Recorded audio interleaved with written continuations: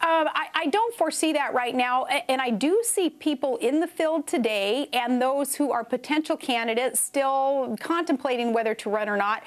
I see that shared value that we all have when it comes to doing the right things to get the economy back on the right track, Sean. But what I would fear is that some of these candidates, especially in a good position to progress through a primary and meet Obama in the general, I fear that they're not going to be aggressive enough, that they're not going to lay it all on the line and be perfectly honest with the public and let the public know our country's going broke. We can't keep going down the road that we're going on. I fear a little bit that there's going to be some political correctness and some hesitancy and some attempt to not offend anybody, so less of the candidness that we're going to need. I see shared values in the candidates running for the Republican nomination, but I do fear that some of these folks are going to think that they need to kind of play it a little bit safe, and that's not what this country needs today. We need a fundamental restoration of what's good about America, and that's going to take an aggressive fight, a fight against the Democrat Party that wants to take over the private sector. So we need to make sure that it's not just values shared, but it's going to be some pragmatic things that have to take place, some practical aspects of a campaign that have to be considered. We're going to need a fighter in there. And coming up, we'll have much more with former Alaska Governor Sarah Palin. Now, the mainstream media says that she's going after Mitt Romney, but is it true? And the governor explains that and much more.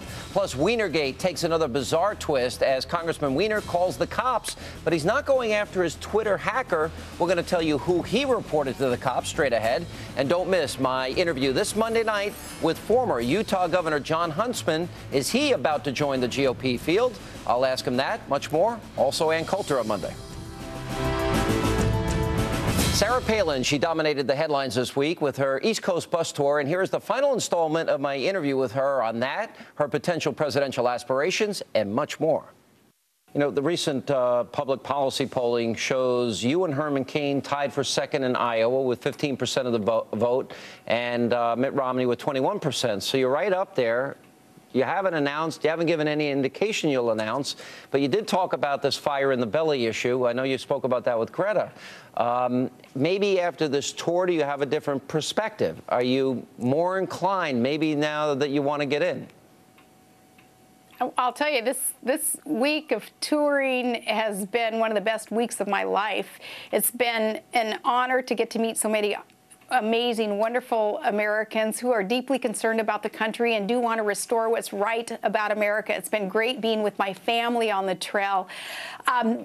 So, yeah, the fire in the belly, I mean, it rages on even after this week and then continuing through the summer at different points in the summer, continuing different parts of the country to tour. I look forward to that. But, Sean, I also know not only do I love my freedom, my independence, just, you know, not having a title and not being a declared candidate, and that is liberating, but I know that you can make a difference as an individual. I think I've proven that, and hopefully I can inspire others to know you don't need a title, you know, don't need to be in office in order to affect positive change. So whether I'm a candidate at some point or just a supporter of the right candidates, I look forward to what these coming days, weeks, months bring. You know, are there candidates that you look to that inspire you, that give you confidence? Let me give you an example. And we interviewed Mitt Romney. He was on the program last night. And I interviewed him just before he was to make his announcement, had some pretty hard words for President Obama. And the way you had some comments, I'll give you a couple of the headlines. It was Palin fires shot at Romney at Bunker Hill. Palin steps on Romney announcement with health care jab. Palin attacks Romney's record on his announcement day. Does that mean that maybe, and we asked him about the health care mandate issue, which was this about, but was that taken in the right context? You know, isn't that funny what reporters try to do? You know, it's not a slow news day when Mitt Romney declares his candidacy, so I'm surprised that they would take one comment that I made and act like it was a slow news day and try to make it into something bigger than it was. Yeah, I happened to be standing on Bunker Hill when asked, but a reporter merely asked me, how do you think Mitt Romney will do with the Tea Party movement? And I said, well, his one challenge will be his support of a mandate at the time for health care coverage. coverage because, like I don't like government mandating anything on a local, state, or national level. From that, it turned into Palin takes a shot on Bunker Hill at Romney. You know, that's ridiculous. That's sensationalizing a simple answer that I gave out of respect for a reporter who's shouting a question at me. So that's kind of ridiculous. Mitt Romney will add good things, good discussion, healthy debate in this primary process. I'm thankful he's running. Each one of these candidates will offer great strengths, and I look forward to the vigorous debate that will no doubt ensue. Is there anybody that inspires you of the people that either are in now or appear to be getting in? I think Rick Santorum's in next week. It seems that Michelle Bachmann, Congresswoman Bachmann, is getting in. And that pretty much leaves the field. Maybe Huntsman, maybe I read Jim DeMint, and the only other maybe is you. I can find inspiration. We all should find inspiration in each one of these individuals, Sean. For one, they are willing to sacrifice a lot to be a candidate, and their families are willing to sacrifice. That's inspiring right there. They love their country that much, and they're smart enough to be part of the GOP, part of a common sense conservative movement that should be sweeping our land here shortly, and I have confidence that it is. So that right there is inspirational. They all have their strengths, and I look forward to really seeing those strengths being made manifest in the way that they debate and campaign.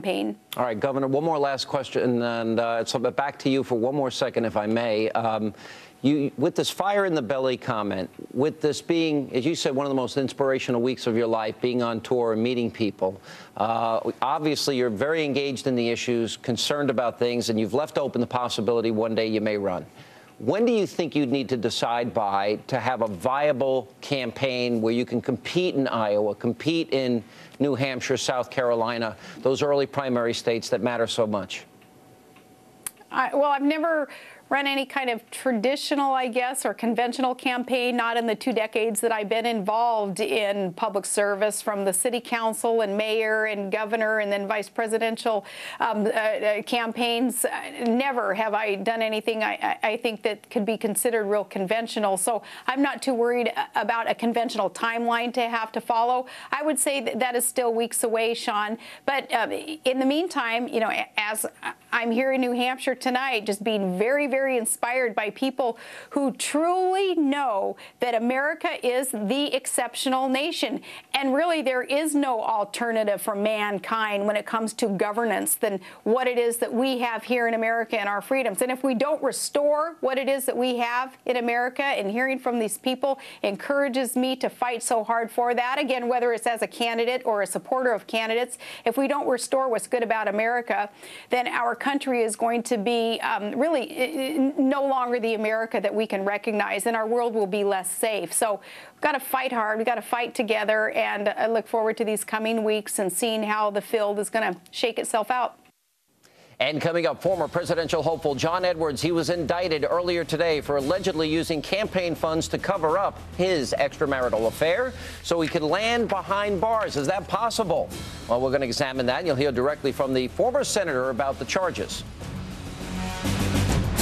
And things are not looking good tonight for former North Carolina Senator John Edwards. Earlier today, a grand jury charged the two-time presidential contender with secretly spending more than $900,000 of campaign money to hide his then-mistress, Rielle Hunter, and their baby from being discovered. Now, the indictment alleges that during Edwards' 2008 presidential campaign, various payments were made by wealthy supporters to protect his presidential ambitions. Now, Edwards faces a slew of fellow charges, including conspiracy. He pled not guilty today and claims that the money in question was a gift, not a campaign contribution. There's no question that I've done wrong, and I take full responsibility for having done wrong. And I will regret for the rest of my life the pain and the harm that I've caused to others.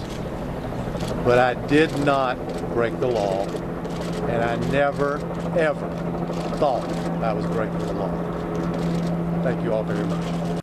And joining me with reaction, Fox News contributor Tamara Holder and former prosecutor Kelly Saindon. Kelly, first of all, it doesn't matter if he thinks whether he broke the law or not. The question is, he had an obligation to know. If I get caught speeding, well, I didn't see the speed limit. that's not going to matter. Should he have been indicted, and do you think he ends up going to jail, which, you know, for his kids now is going to be pretty tough?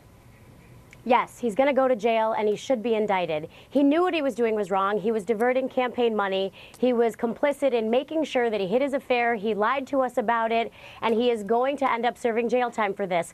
Whether or not he knew it was wrong and against the law, which I believe he did know it was against the law, he's going to jail because you're charged with knowing the laws that apply. You know, I see the sarcasm on your face already, but here's the reality. This is a serious charge.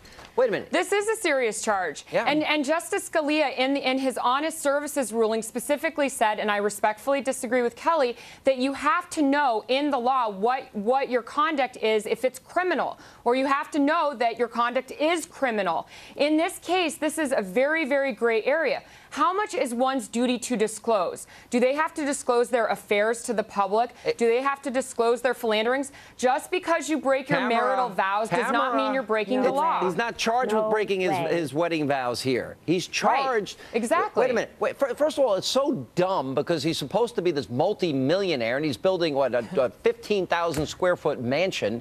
If he needed 900,000. A multi-millionaire lawyer. What's that? And a multi-millionaire lawyer. Yeah, well, so not all lawyers are multimillionaires, though. I can test it. Right, but the not all point lawyers apparently know the law. When we had Andrew Young on the program, and he's got all these tapes, you know, it's clear he knew money. It was not campaign expenses. It was separate. It wasn't a gift to him. He was trying to hide it. He was hiding his affair, and he was diverting it so that he could avoid prosecution, be elected on the platform of being a family man, putting his ill wife forward, using her, all the while cheating on her, lying about this child's paternity, lying about his affair, and diverting campaign funds to do He's a scumbag. We know that he's a scumbag. So he should go to jail for breaking the law. He's not above the law. He is not above the law. He did not break the law. What law did he break? That he took money from a friend to cover up an affair. And also, Sean, where's the conspiracy? Hang on. Hold, slow down. Kelly first. Can I just? Okay. In a campaign, to ask what law he broke, it makes it pretty clear to me. It's very clear the Illinois. Well, then you know what law they're claiming he broke. If you read it, it's in there. Kelly, he broke the law. He was a conspirator. Tamara. Yes. I read the indictment. Federal campaign The indictment law. is not talking about the fact that he had an affair. The indictment is very clear. It's very clear what laws they're saying he broke. Yes, it is, Sean. So for you to say what laws, if you read it, it's in there.